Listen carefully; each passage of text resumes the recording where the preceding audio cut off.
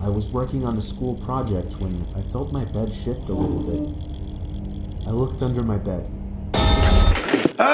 Today we're messing up again because we're going to watch 14 Horror Stories animated, and it is by Llama Arts. If you guys want to watch the original video, the link is in the description down below because obviously I'm not going to be able to get through the whole video. It's like 53 minutes, but I will do the whole video, but it's going to be in parts. If you guys want to watch the original video, links in the description down below.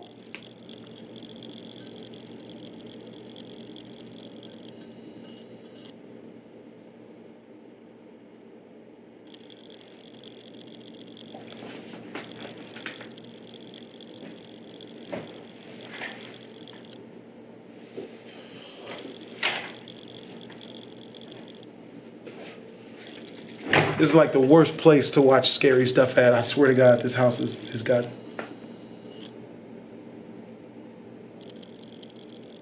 I was looking for a car to buy for my son for his 18th birthday. I was searching all the typical car websites, cars.com, eBay Motors. They were all overpriced as expected.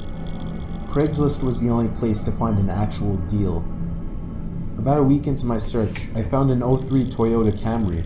It had 67,000 miles, no accidents, no damage, and good condition for only $3,500. This seemed like a steal for such a reliable car with such low mileage. The seller lived about 10 miles from me, which was a reasonable drive when looking for a car. If something looks like it's too good to be true, it usually is. I gave him a call to set up a time to come check it out. The man sounded normal on the phone. He assured me that there were absolutely no problems with the car. He introduced himself as Bob. I brought along $3,500 in cash, even though I planned on wiggling down the price as much as possible.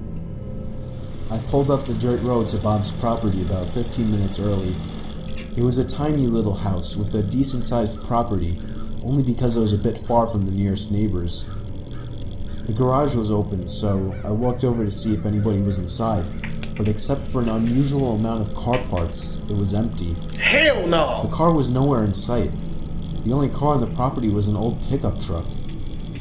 I went over to the front door to check the house numbers. It was the right address. The doorbell button was missing, so I knocked on the front door. I knocked for exactly 5 minutes before deciding to give the man a call. So I dialed his number and I heard the sound of a cell phone ringing from inside the house. I was extremely confused at this point.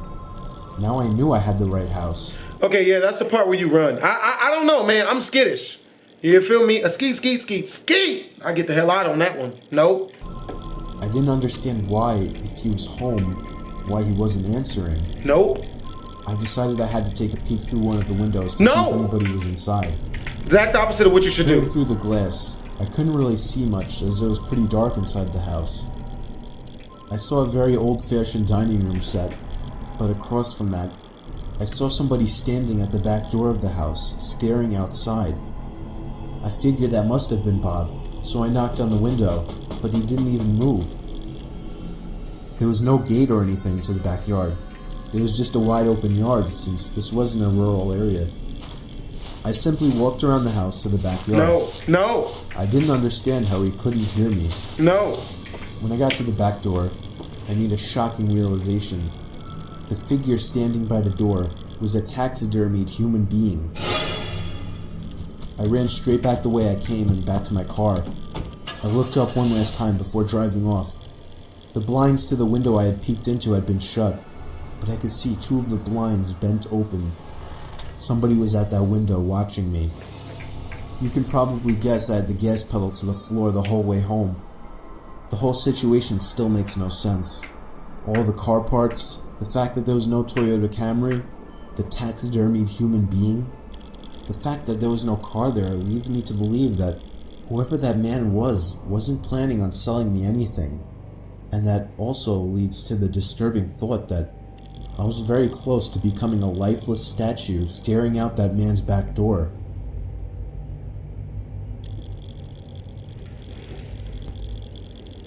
Damn that. Damn all of that. That's real. Oh snap, this one's about porn? I was on tour trying to find some really deep websites. Real real deep. You feel me? People normally shared links to deeper websites and weird pictures and videos, commonly illegal pornography. Some guy named Vintage XXX posted a link without describing what it was. I clicked on it and it took me to a black screen where a big video box eventually popped up with a play button. The video thumbnail was a dark room only lit by a TV screen. Out of curiosity, I clicked play and began to hear the sound of TV static in the... That wasn't no damn curiosity, man. This dude is into all types of freak nasty crap. Lord knows what type of crap is in his search history. Jared Fogle level, probably. Background, as lines of static slowly swam down the video screen. There was no seek bar in this video. Then I noticed something slowly begin to emerge from behind the wall.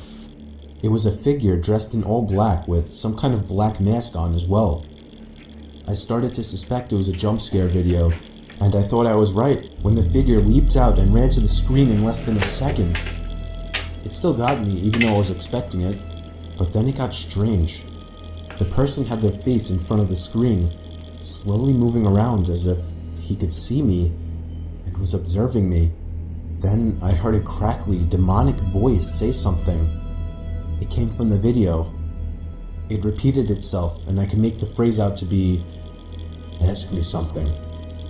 I was really confused.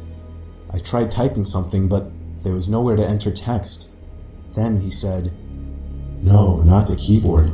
Say something." I felt my heart punch the inside of my chest as he said this.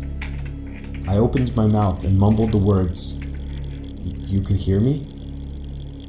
It responded with, "Yes." I was uncomfortable now. I thought it was a video. I pressed pause, but it didn't do anything. See, and that's what you get for not being on Pornhub like the rest of our nasty ass. Can't just beat your dick to squirt compilations like everybody else. It's gotta go looking for the extracurricular crap on the deep web. He said, "Don't try to leave. I want to talk." I tried moving the mouse to the exit button, but the mouse was frozen. In fact, none of the keys were responding on my keyboard.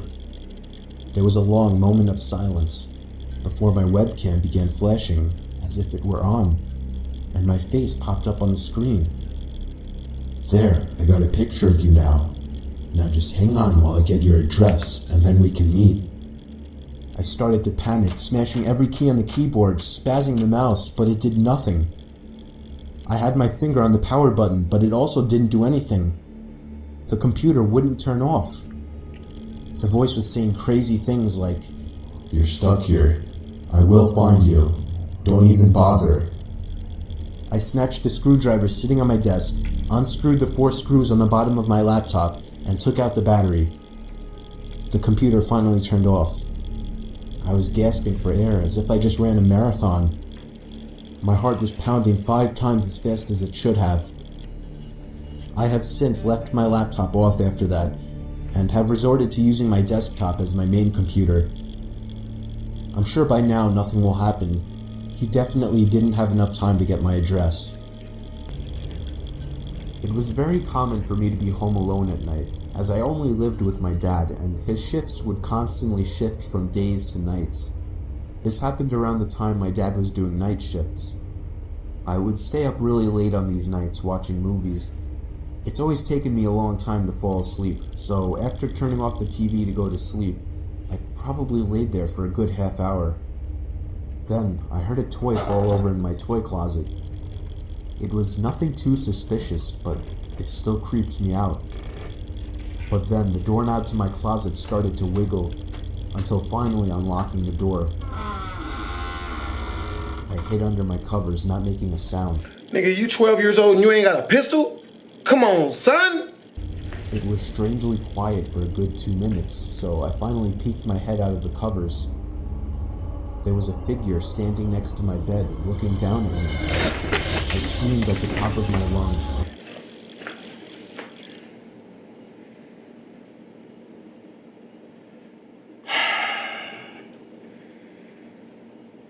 At least it wasn't The Grudge. At least it was not The Grudge.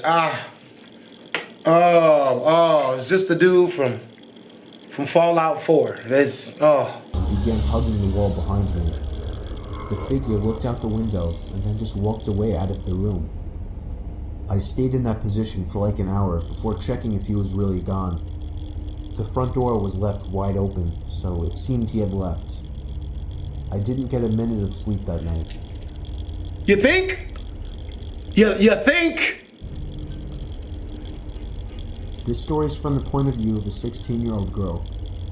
I used to have a boy living next door to me that was obsessed with me. His name was Joey. Every time I would go outside, Joey would come outside as well, as if he were watching me through his windows, waiting for me. He was 17 and very weird, and he didn't seem to have any friends, as he was always home. I tried to give every sign possible that I didn't like this guy, but he wouldn't get the message. So I had to finally just tell him one day that I don't like him and to leave me alone.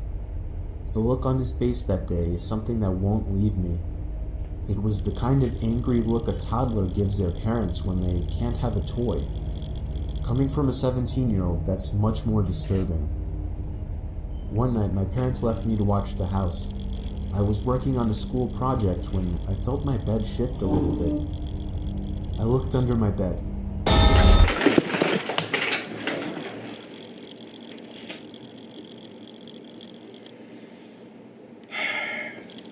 Just had to throw the sound effect in there, didn't you, Llama Arts? Just had to throw in the sound effect. Okay. I screamed as I saw Joey laying under my bed. I ran away while he tried to crawl out from under my bed. I ran to his house and rang the bell at least 10 times, telling his parents about it when they opened the door.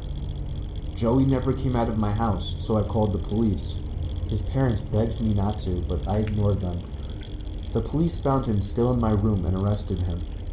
Apparently, he admitted this wasn't the first time he had hid under my bed. They also found pictures of me scattered across his room. The most disturbing one was of me sleeping, and it was taken from inside my room.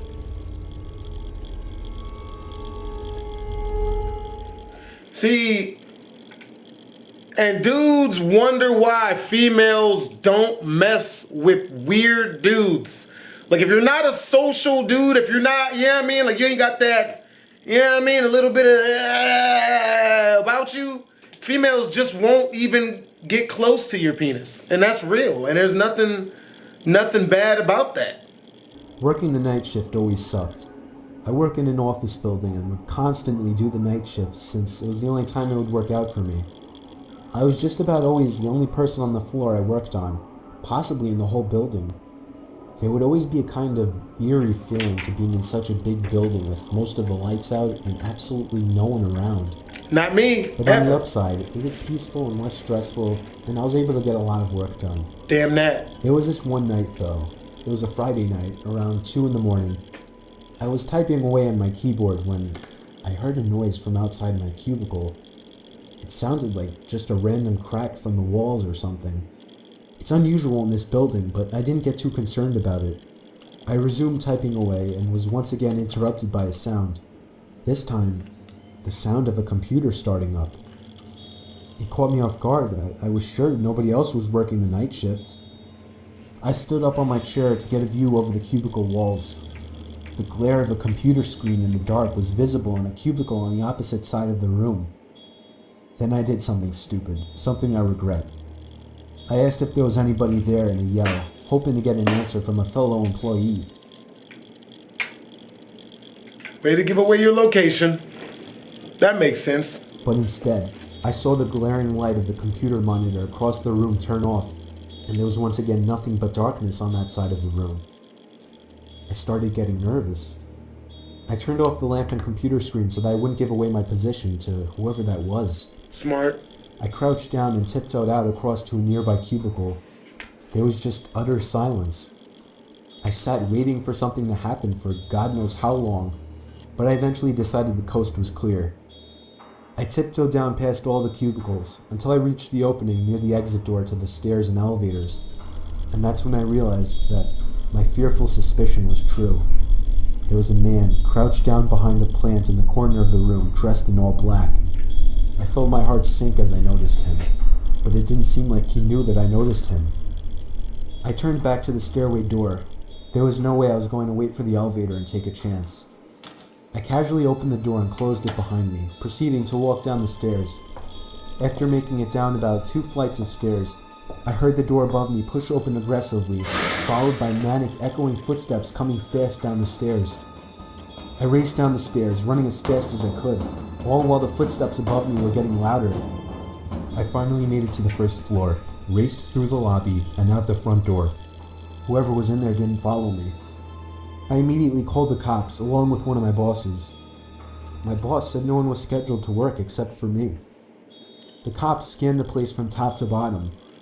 There was no one in there. I couldn't help them out with any description other than he was wearing all black. I did continue to do the night shift for about a week after that, with my boss allowing me to lock all possible entrances to the floor, including the elevators. But I still wasn't comfortable with it, so ever since, I've been doing the day shifts. But yo, hope you guys enjoyed the video. If you did, make sure to comment, like, and or subscribe. It's your boy Blastphamoushd.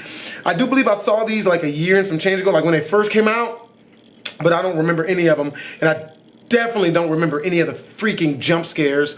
But yo, you guys want to watch me play scary games? Links in the description down below. Lee's my gaming channel. Okay, play scary games over there. Twisms.